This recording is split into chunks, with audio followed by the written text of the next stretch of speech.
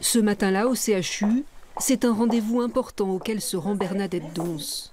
Elle revoit pour la première fois le médecin qui l'a opérée d'une tumeur au sein. Intervention qu'elle a subie sous hypnose avec anesthésie locale, une technique qui présente certains avantages pour ce type d'acte, souvent réalisé en ambulatoire.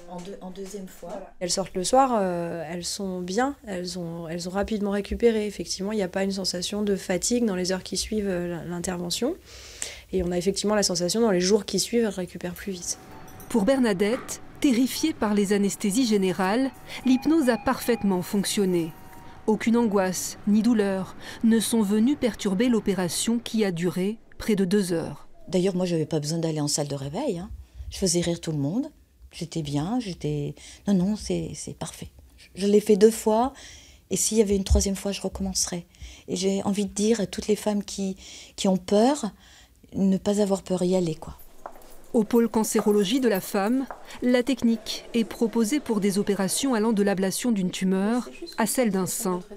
Des infirmières du bloc aux anesthésistes, les équipes se sont formées aux différentes méthodes existantes. Ici, l'hypnose formelle, où le patient ne parle pas. Le praticien définit préalablement avec lui un thème sur lequel s'appuiera la séance. Elles se sentent fières, en fait, fières d'y être arrivées, et c'est très important. Surtout dans ce type de maladie où en fait, on est un petit peu trahi par son corps, et là, on arrive à reprendre le dessus, et puis on peut être fier de soi, et on peut repartir vraiment être actif dans son soin.